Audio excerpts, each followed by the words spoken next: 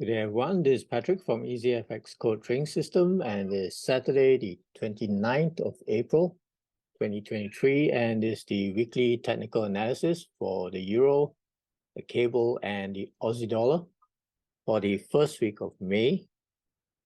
And across these three majors, it's a mixed bag with the Euros trying to break above the recent highs, but still pulling back to still oscillating around the 110 round figure, very key round figure level. Whereas the pound has managed to break above recent high and looks to extend this for next week. And we'll see how far it's able to extend that momentum. While the Aussie dollar has broken below a key support and struggling to stay afloat and getting weaker, looks to be weaker. And this is a key week, this coming week, with the ECB announcing their rate hikes, likely rate hikes, the RBA perhaps maintaining with no change in the rates. And of course, the Federal Reserve also expected to raise interest rate this week as well. And culminating on Friday with the non-farm payroll report from the US, the jobs report. So very, very key and volatile week this coming week. But let's review what happened last week and also take a preview of upcoming week with all the pending news, impending news. Now here's the look back at last week and also look ahead for next week. Last week was, the key highlight was the PCE price index. But before that, the US advanced GDP did come in lower than expected. So this is could be a concern for the economy, getting weaker and with some recession fears. So that's weaker than expected. And then at the start of Friday, the Bank of Japan, with their new governor, Ueda, taking a dovish note and not making any changes, but looking to study and assess the markets, and which may take a while. So looking very dovish, and this drove the Japanese yen lower and the corresponding pairs higher, dollar against yen higher, pound yen also higher. So that was a major impact on the yen pairs, which we'll see in the dollar against yen analysis. And this coming week, of course, we've got 3 central banks announcing their rates, starting with the RBA, and they did not change rates the last meeting, and the expectation is there'll be also no change this coming Tuesday, but we'll see whether they have actually paused. Then on Wednesday, the key one with the FOMC expected to increase rates by 25 basis points with all the data that has been seen. Oh yes, and of course, last week, the PCE price index came in as expected, with the core PCE index for the year down to 4.6%, excluding food and energy, but it's still high versus the preferred 2% target that the Fed is looking for. So still some work to be done on the inflation front.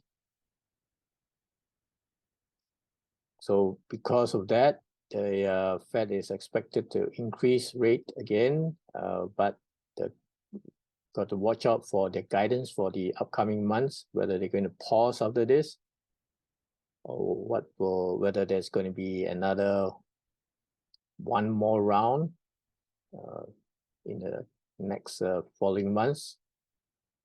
The ECB is going to expected to continue to increase rates another 25 basis points. They are still lower than the Fed's rate, so they started late in their rate hike cycle,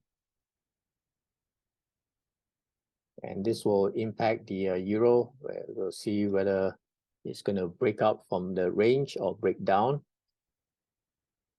And on Friday, the non-farm payroll report with a lower expectation of 180,000 only for the jobs to be added versus the 236 for the previous month.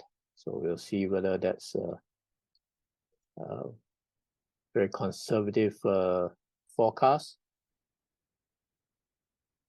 for the jobs market. So some critical trigger-ish points for next week for the forex market. So have to be very careful to watch out for the volatility. All right, let's move back to the other majors analysis. Let's begin with the euro. And it's a triple whammy of news coming up this week that will impact the euro with the Fed meeting and then the ECB, followed by the NFP on Friday. Now it has been struggling to push up higher above the recent highs. It did attempt to break out higher on Wednesday, but quickly pull back, and then dip further on Friday as well, but managed to recover back above the key 110 level. So it has been holding above this trend line, which will be critical for its support. Otherwise, if it does break, next level of support is at this previous week's swing low, and followed by the 38 pip retracement, and then the 50 pip retracement at the round figure of 108.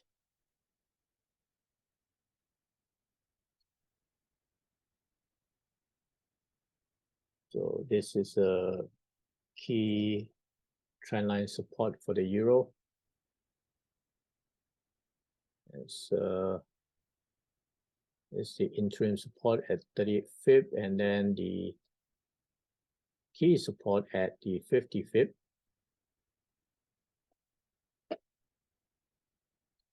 If it does break out higher, there is this range resistance zone that it needs to contend with, and this is from this previous support level that it broke down from. Let's extend this area, and that's from a low of 111.21, so that will be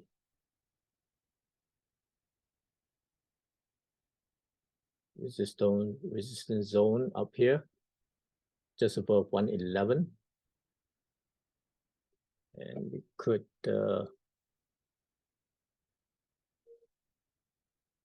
mark another level here for 111.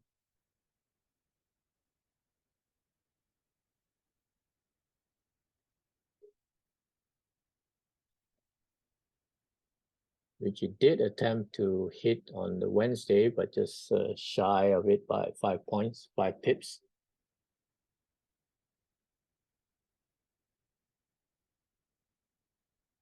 On the weekly time frame, It did hit the weekly 200 EMA.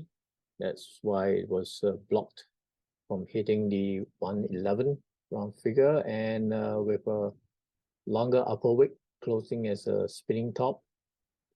So this trend line is a critical support. If it does break down, then it's going to retrace further lower.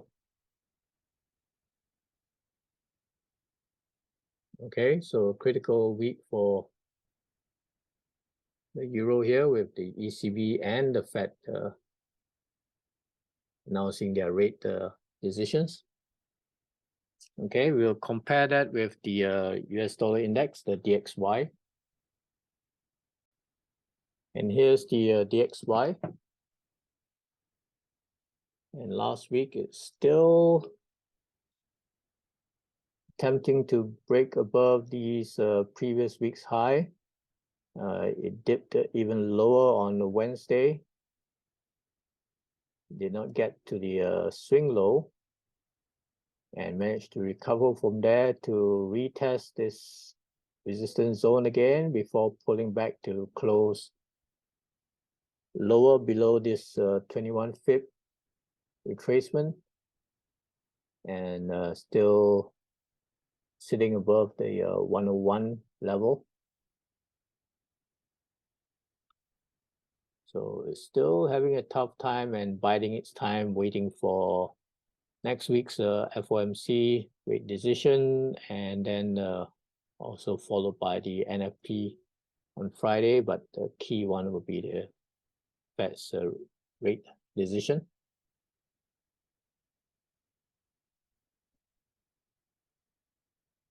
And let's also take a look on the weekly time frame. And another spinning top. And further indecision, market is just waiting for next week's rate decision.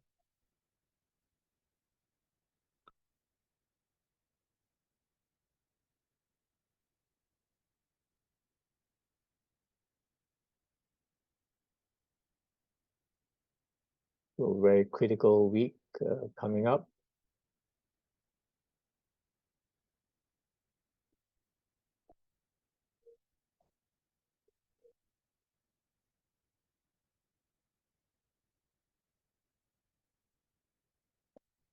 .38 is a key resistance, well, interim resistance for now at the 102.30 area, and critical resistance area is at the 103 with the 50 pip retracement area.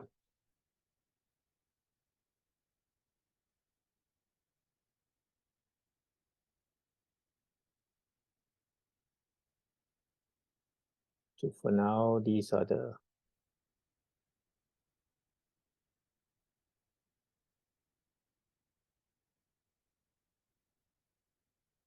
resistance level it needs to break out from.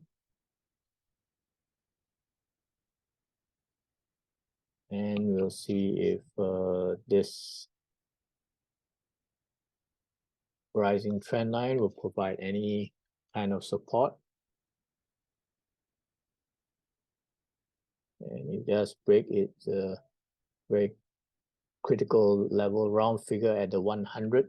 That's a very key support level for the dollar.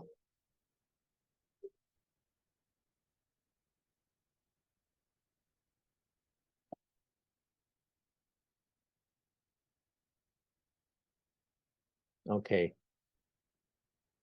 So still consolidating and just waiting for next week's rate decision to break out or break down from here. And we'll likely find probably if this support trend line does hold, it needs to bounce off from there and break through. Otherwise, if it breaks down, this is a very critical support area at the swing low. Otherwise, it's going down towards the 100 round figure.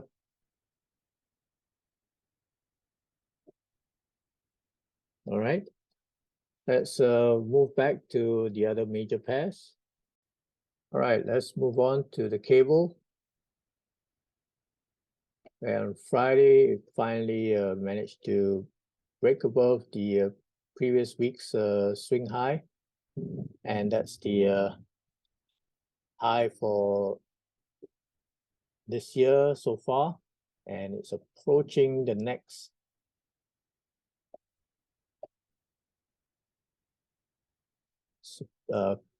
resistance level, which was a previous swing low from a couple years back.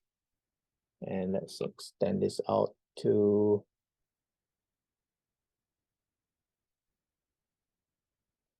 and that is at a 126.75.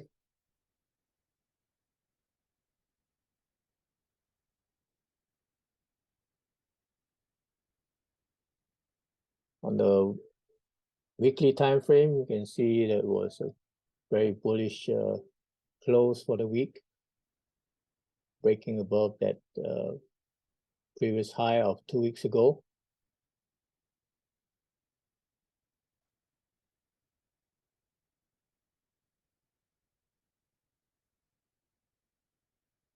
Right, and if it does, so it's closed for the week at the 125.66 area, and the next resistance is at the 126.75.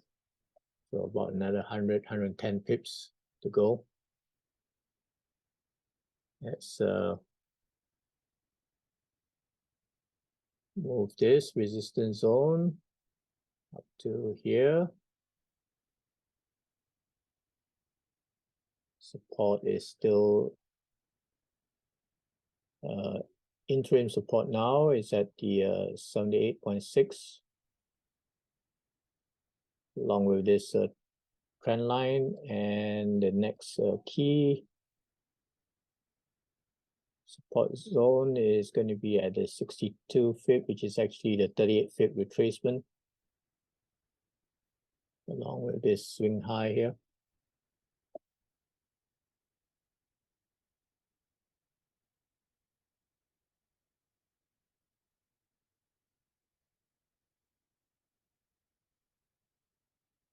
All right.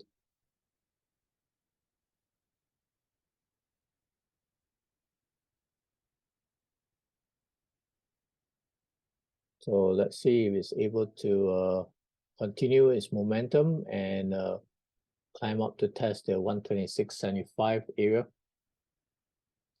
It does have some room to work with, and with critical support now also at the 125, critical interim support. But the key one will be at this trend line. Right, it's also exposed, of course, to the Fed's rate decision and then the NFP report on Friday. And the Bank of England will announce their rate decision, which is expected to also increase rate. That's the following week.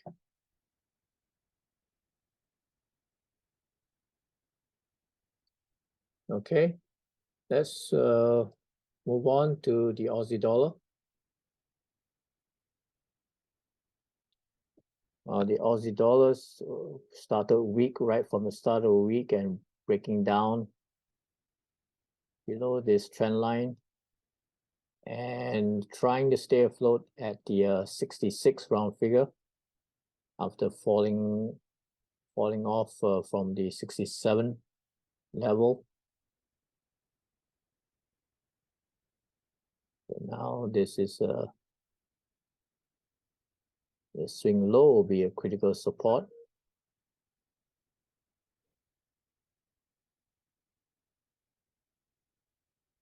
And 65 and 65.50 area.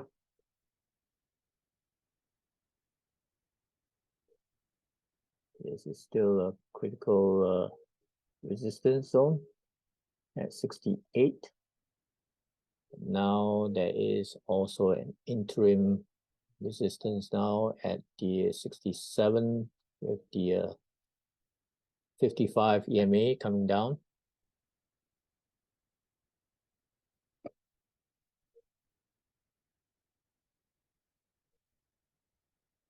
And if the swing low does not hold, then its price will try to target the next round figure at 65.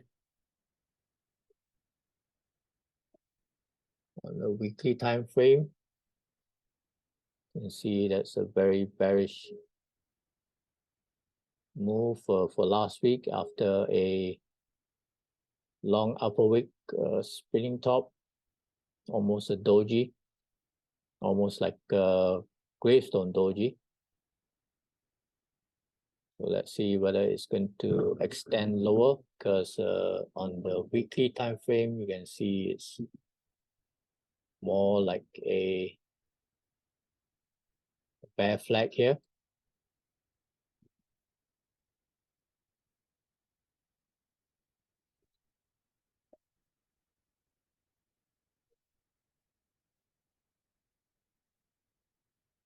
So that's looking ominous for the Aussie dollar.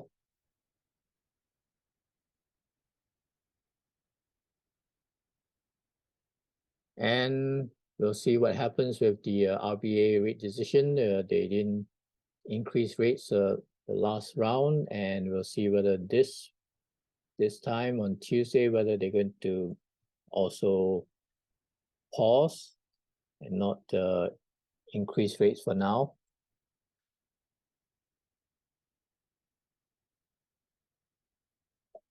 So critical week for the Aussie dollar as well.